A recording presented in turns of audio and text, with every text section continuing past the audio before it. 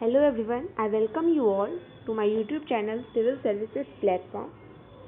आज के वीडियो में हम लोग पढ़ेंगे about the old English literature. As I promise to all of you that I will bring the lectures for paper 2 of JPSC mains, that is English literature especially.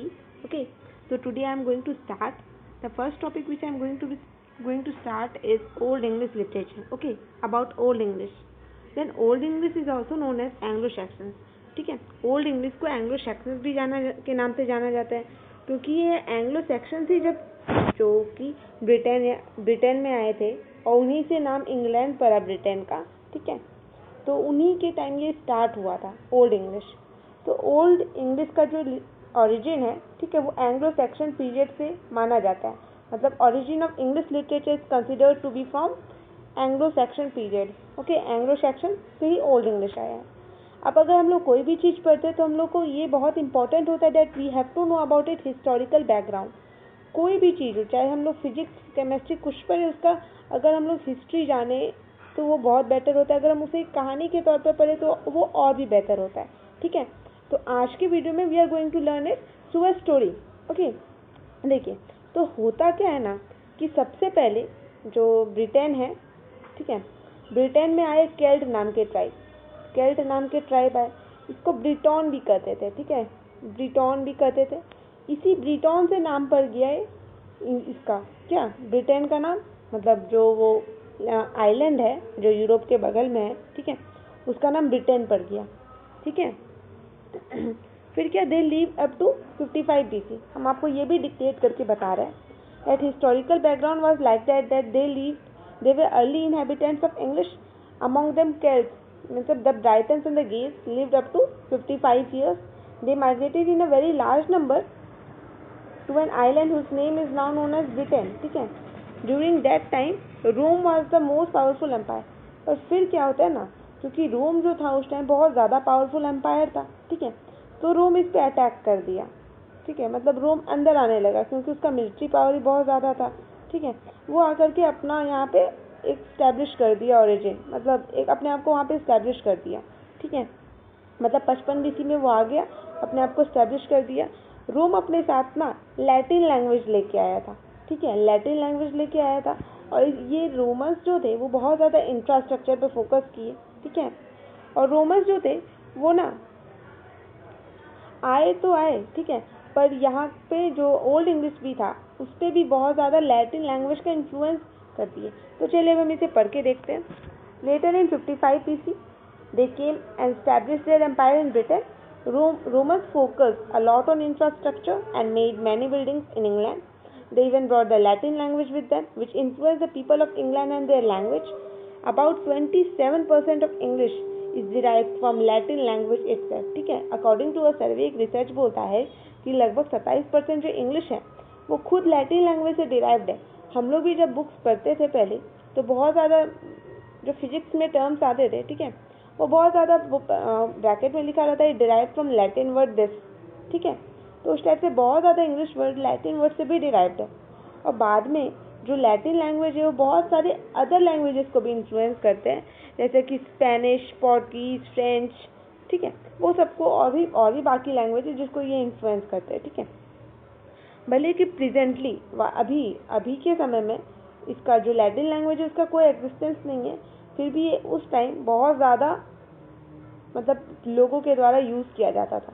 ठीक है, अ lot of Christian books, मतलब जैसे कि Bible हो गया, उसको भी Latin language से ही ट्रांसलेट किया गया. अ lot of Christian books including Bible was in Latin languages which was later translated into English. The Roman period lasted till 407 AD. ठीक है, फिर रोमन जो पीरियड था वो 407 AD तक लास्ट किया. फिर क्या हुआ ना, रोमन से बहुत ज़्यादा ट्राइब्स आके अटैक करने लगे. एक विसिगॉथ्स नाम के ट्राइब अटैक करते थे. ये बहुत क्रूएल ट्राइब होते थे. ये क्या करते थे ना कि जो इंसान होता था उसका रिब केज को ब्रोक करके, ह्यूमन बीइंग का रिब केज को ब्रोक करके बहुत ज़्यादा डेडली डेथ देते थे. ठीक है, बहुत भयानक डेथ. तो ये था. फिर एंग्लो सैक्सन आते हैं. एंग्लो सैक्सन क्या होता है ना, जब रोमन्स वहाँ से चले जाते हैं, ठीक है, ब्रिटेन छोड़ देते हैं, फिर वहाँ पे बहुत ज़्यादा अटैक होने लगता है. ठीक है, पिक ट्राइब के नाम से अटैक, मतलब एक ट्राइब आता है वो अटैक करता है रोमन्स तो चले गए क्योंकि उन पर भी को अटैक कर रहे थे। तो पिट्स अब लड़ने के लिए क्या करेंगे? तो जैसे इंडिया में भी हुआ था कि दौलत खान इनवाइट कर दिया था बाबर को, बोला था कि आप आइए थोड़ा बचा लीजिए, क्योंकि दौलत खान को लगा वो आएगा बचा लेगा फिर तो वो चला जाएगा। पर यहाँ पर भी वही होता है, वो तो जाता नहीं है वहाँ पे। यहाँ पे भी एंग्लो सैक्सन जब आ गया तो फिर ये वापस गया नहीं, ये यहीं पे आके बस गया। ठीक है, तो हम इसे पढ़ते हैं।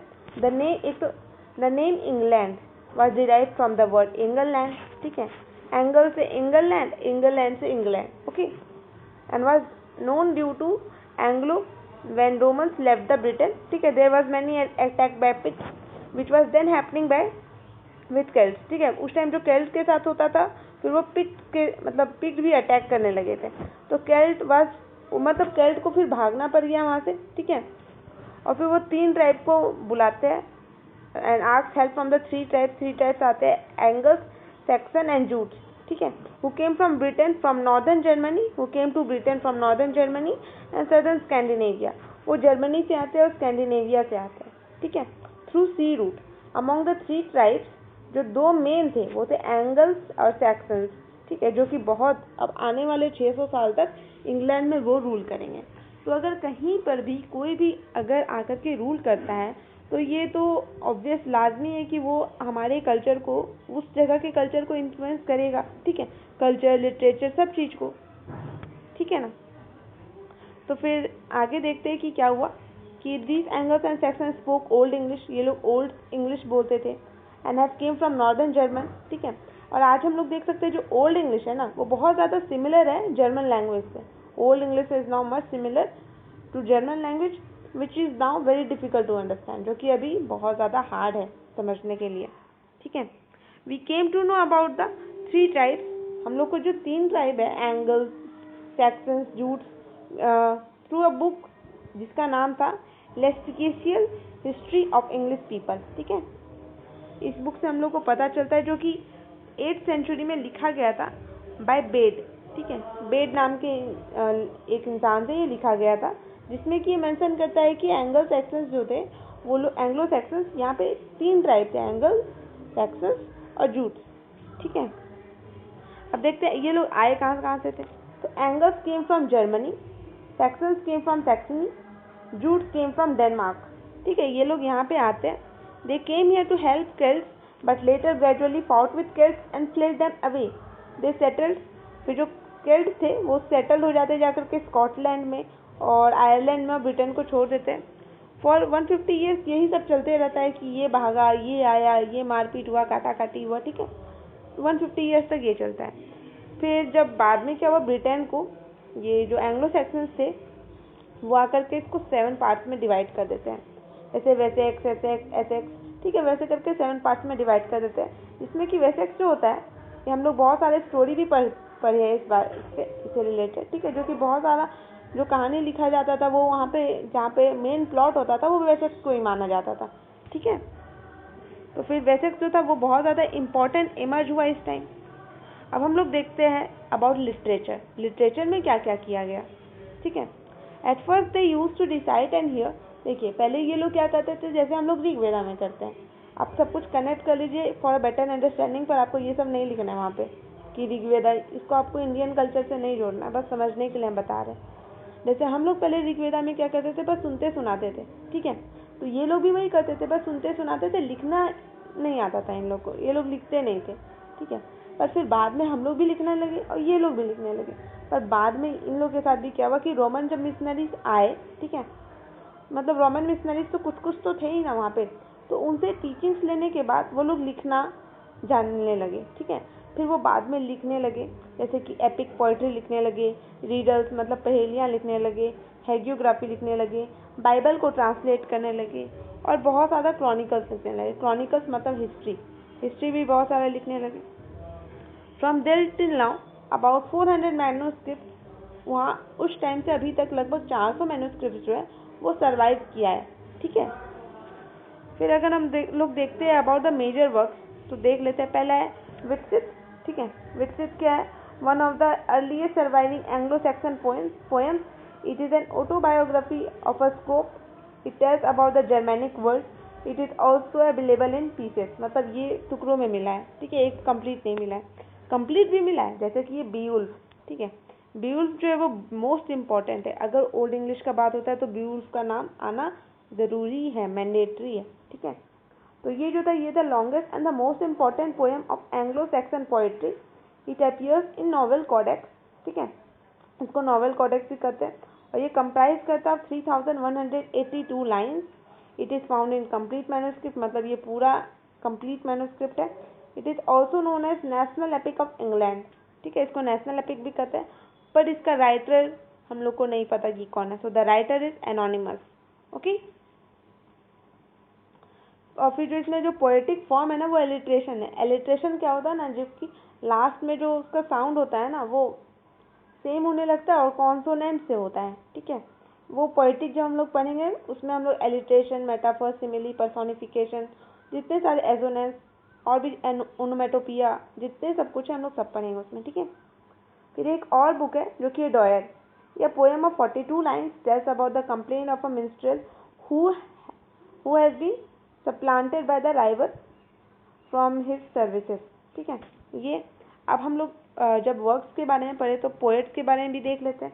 तो दो इम्पोर्टेंट पोएट्स हैं जो कि आपको याद रखना है, एक है कैडमन, एक है साइनवुल्फ, एक और हम लोग पढ़े थे बीड, और एक आएंगे एल्फ्रेड द ग्रेट, ठीक है, इनके बारे में हमें पढ़ना है। तो इन old English literature all the poetic prose work, riddle work और वाट एवर, ठीक है, इज रिटन, जो भी हम लोग को पाया गया है, जो भी हम लोग को फाउंड हुआ है, ठीक है, वो मेनली 4 मैन्युस्क्रिप्ट्स में मिला है, ठीक है। तो वो 4 मैन्युस्क्रिप्ट्स क्या है, तो वह Exeter book, Junius manuscript, Vercelli manuscript और नोवेल मैन्युस्क्रिप्ट, ठीक है। 4 book, एक्सेस्टर book, Junius manuscript, Vercelli manuscript और नोवेल मैन्युस्क्रिप्ट, ठीक है। In most of the manuscript the author name is unknown, हम लोग को ऑथर का नाम नहीं पता। मोस्ट इंपॉर्टेंट अमंग देम, इन चारों मैन्युस्क्रिप्ट्स में अगर कोई इंपॉर्टेंट सबसे ज़्यादा है तो वह Exeter book. It is a codex of 10th century, 10th century में लिखा गया, from which a lot about Anglo Saxon poetry is known, जिसके द्वारा हम लोग को एंग्लो सैक्सन पोइट्री के बारे में बहुत सारी चीज़ पता चलती है, ठीक है। फिर जूनियस मैन्युस्क्रिप्ट्स की बात करें तो there is a description about Bible narrative, ठीक है। जूनियस मैन्युस्क्रिप्ट्स में ही जो बाइबल का जो ट्रांसलेशन, बाइबल्स नैरेटिव है, उसके बारे में हम लोग को पता चलता है। बहुत कुछ हम लोग को जूनियस मैन्युस्क्रिप्ट्स में क्रिश्चियनिटी के बारे में पता चलता है। We came to know about Christianity, क्योंकि बाइबल का नैरेटिव है तो क्रिश्चियनिटी तो ऑब्वियस है कि इसमें होगा। और इसमें पोइट्री प्रोज दोनों है, ठीक है। पोइट्री मतलब पोएम, पोएटिक वर्ड्स, और प्रोज मतलब होता है शॉर्ट स्टोरी, ठीक है। फिर नोवेल कोडेक्स आता है, इसको हम लोग बीउल्फ भी कहते हैं, okay. Beowulf manuscript, it contains poetry as well as prose of that time, इसमें दोनों चीज़ है, पोएट्री भी और प्रोज भी है, ठीक है। और हम लोग अगर पोएट्स का थोड़ा डिस्क्रिप्टिव में पढ़ ले तो कौन कौन थे, तो कैडमन थे, ठीक है, जो हम लोग पढ़े, who is considered to be the first poet of old English literature whose works have yet survive. जो कैडमन थे, ठीक है, इनके जो वर्क्स थे अभी तक सर्वाइव किए गए और ये फर्स्ट पोएट है of the old English literature. फिर आते हैं Cynewulf, he was an Anglian poet, ठीक है, ये एक एंग्लिकन पोएट थे। फिर आते हैं एल्फ्रेड द ग्रेट, ठीक है, एल्फ्रेड द ग्रेट वहाँ के राजा थे, he was the king. He gave much contribution to literature, उनका जो योगदान था लिटरेचर, साहित्य के मतलब तरफ, वो बहुत ज़्यादा था, ठीक है। फिर he wanted to restore English literature, वो ना इंग्लिश लिटरेचर को ना रिस्टोर करना चाहते थे, मतलब अपने सारे प्यूपल्स, मतलब जितने यंग स्टूडेंट्स थे उनको पढ़वाए, ठीक है, बोले कि इनको इंग्लिश में ही जो होता है ना स्टडी वो दो, ठीक है।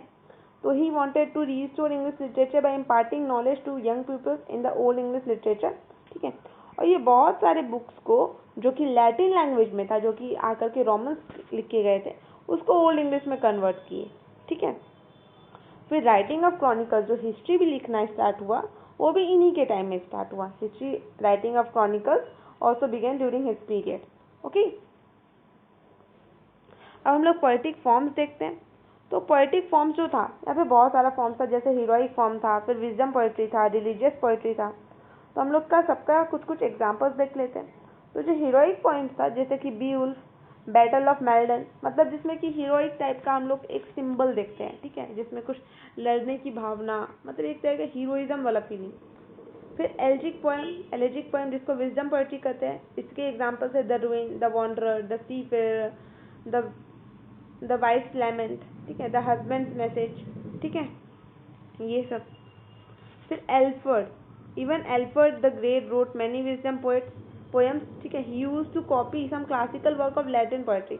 ये क्या करते थे ना कि जो पोएम्स होते था लैटिन में जो पोएम्स होता था उसको कन्वर्ट करके आपका ये जो ओल्ड इंग्लिश है उसमें लिखते थे। जैसे कि इसके एग्जांपल्स देख लेते हो, द पैंथर, द वेल, ठीक है, वैसा वैसा बुक्स को ये करते थे।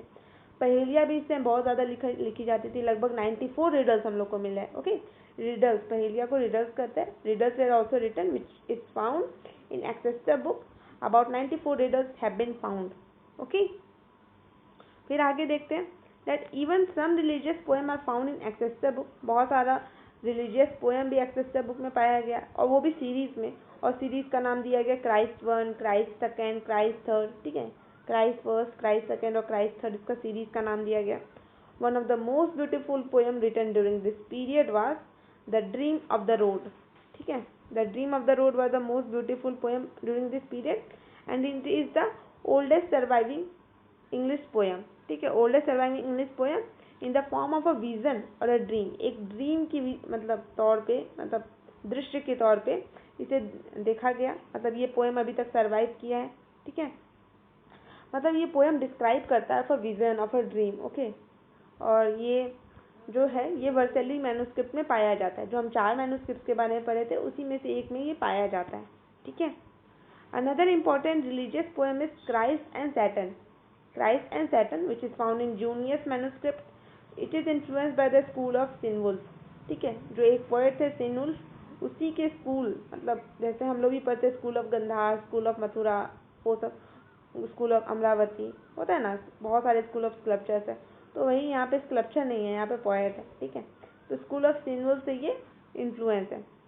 फिर in poetry they mostly use alliteration, metaphor, simile instead of rhyme. ये लोग क्या करते थे ना, मेनली पोएम में जो इनका पोएट्री होता था उसमें जो फॉर्म्स ऑफ पोएट्री है वो यूज़ करते थे, पर राइम को यूज़ नहीं किया जाता था, ठीक है। मतलब जो राइम होता था, जो लास्ट वर्ड जो हर पोएम का सिमिलर होता है, मतलब वो एक तरह से राइम में आता है। मतलब कि अगर दिस है तो वैसा ही कुछ फिश होगा, ठीक है, उस टाइप का राइम होता है, ठीक है।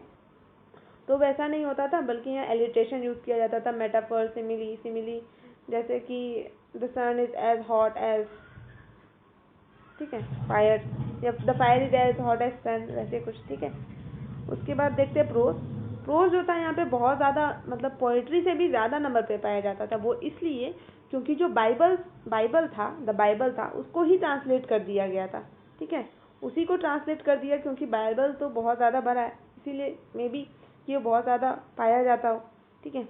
Much work in prose is found related to Christianity, और जितने ज़्यादा वर्क्स हुए प्रोज में वो मेनली क्रिस्टियनिटी से ही रिलेटेड है। Written in the 9th century, 9वीं शताब्दी में लिखा गया। Alfred the great was a big name in prose work also. Alfred का यहाँ पर भी एक बहुत अद्भुत नाम था कि नहीं, Alfred the great was had given a lot of contribution to prose. Okay, ये सब। फिर हम लोग देखते हैं that in the 11th century William one attack English where Harold Godwin. अब क्या होता है ना, अब तो बहुत, मतलब लगभग 6 साल हो गया, मतलब 600 साल हो गया। अब क्या होता है कि एंग्लो सेक्शंस को भगा दिया जाता है। तो क्या होता है ना, एंग्लो नॉर्मन कन्क्वेस्ट हो जाता है, ठीक है, इसको नॉर्मन कन्क्वेस्ट कहते हैं। विलियम वन जो कि नॉर्मन से है, ठीक है, ये आकर के अटैक कर देता है, जहाँ पे हैरोल्ड गॉडविन ये लास्ट रूलर है ऑफ ये एंग्लो सेक्शन, ठीक है, इस पर अटैक करता है। इस बैटल को बैटल ऑफ हेस्टिंग कहते हैं। जो हैरोल्ड गॉडविन थे ये मर जाते हैं, ये was killed, he was defeated. William one जो थे वो कन्क्यूरर, इनको विलियम फर्स्ट दी कन्क्यूरर के नाम से इन्हें बोला जाता है। और ये अपने एम्पायर वहाँ पे स्टैब्लिश कर देते, he establish his empire. They were normal people, मतलब Norman people, Anglo Norman people. Period was Anglo Norman period, जो पीरियड था वो उसको कहते थे एंग्लो नॉर्मन पीरियड। ओके, मतलब अब यहाँ पे एंग्लो सेक्शंस का खत्म हो जाता है, ओल्ड इंग्लिश लगभग अब डिक्लाइन करने की पे आ जाती है, ठीक है। फिर क्या होता है, क्योंकि ये लोग फ्रेंच लैंग्वेज बोलते थे, ठीक है, and their inclusion in England brought new words of French language. इनके आने से बहुत ज़्यादा फ्रेंच लैंग्वेज आएगा, ठीक है, वो भी आया। फिर भले कि ये एक तरह से हम लोग मानते हैं कि अगर फ्रेंच लैंग्वेज आया, ओल्ड इंग्लिश से मिला, तो एक तरह से ओल्ड इंग्लिश का इनरिचमेंट हुआ, हो सकता था ओल्ड इंग्लिश बढ़े। पर जो जो ये विलियम फर्स्ट था, जो रूलर था, वो क्या करता है ना, जो एल्फ्रेड द ग्रेट बोले थे कि that I have to impart to the young peoples in old English language, okay. पर ये क्या बोलते हैं ना कि आप लोग ओल्ड इंग्लिश लैंग्वेज को बंद कर दो, ठीक है। फिर क्या होता है कि ओल्ड इंग्लिश लैंग्वेज को डिक्लाइन किया जाता है, मतलब वो बंद कर दिया जाता है। They were stopped, William first stop the teaching of old English to the young peoples. एक और कारण था ना, क्योंकि ये जो ओल्ड इंग्लिश था वो मेनली रिसाइट किया जाता था, जैसे हम पहले बताए थे, ये हमेशा रिसाइट ही किया जाता था, मतलब सुनते सुनाते आगे बढ़ा जाता था, जिसके कारण ये मतलब इसको मैन्युस्क्रिप्ट में नहीं मिल पाया किसी को, ठीक है। मैन्युस्क्रिप्ट में नहीं मिल पाया तो ज़्यादा अवेलेबल नहीं है, ठीक है, जिसके कारण ये डिक्लाइन हो गया। अगर कोई चीज़ अवेलेबल नहीं है तो हम लोग को उसके बारे में पता कैसे चलेगा, सुन सुना करके कितना दिन तक, ठीक है। हम लोग को उसको लिखना भी इम्पोर्टेंट है, तो यही। उसके बाद देख लेते हैं कि अब ये कंक्लूज़न है, old English work in it self a wonderful language, ठीक है। पर अगर हम लोग देखें, पर ओल्ड इंग्लिश खुद में एक बहुत अच्छी लैंग्वेज थी, ठीक है, बहुत बेहतरीन थी। भले वो हार्ड टू अंडरस्टैंड थी, पर वो बहुत बेहतरीन थी। और उसको भले कि लिखा नहीं जाता था, पर जो बोल सुनाया भी जाता था ना, मतलब सुन सुना के होता था, ठीक है, बोला जाता था, सुनाया जाता था। उससे भी क्या होता था कि वो जो कहानी बोलते थे या फिर वो जो भी लिटरेचर बोलते थे, ठीक है, चाहे वो पोइट्री हो, प्रोज हो या कुछ भी हो, तो वो बहुत हाई इंपॉर्टेंस का था। मतलब अद्भुत कहानियाँ उनके द्वारा व्याख्या की जाती थी, मतलब सुनाई जाती थी, ठीक है। और दो नॉट प्रिजर्व बट स्टोरीज, ठीक है, prose poetry decided were of high importance with the use of figure of speech like simile, metaphor etcetera. Even it was enriched with the, और क्या था ना कि वाइकिंग्स भी आके अटैक किए थे, ठीक है, वाइकिंग्स अटैक किए थे, जिसके कारण ये वाइकिंग्स के लैंग्वेज से भी इनरिच हो गया था, ठीक है। Thus the Old English language was an enriched language with vocab and dialects of high importance या much importance, whatever you may say, ठीक है। तो आज का ये जो वीडियो था, आज इतने ही देर के लिए था, टाइम भी 22 मिनट हो गया है। तो फिर आप ऐसे ही पढ़ते रहिएगा, ठीक है। और आप मेरे टेलीग्राम ग्रुप को ज्वाइन कर सकते हैं, सिविल सर्विसेज प्लेटफॉर्म के नाम से। और थैंक यू सो मच।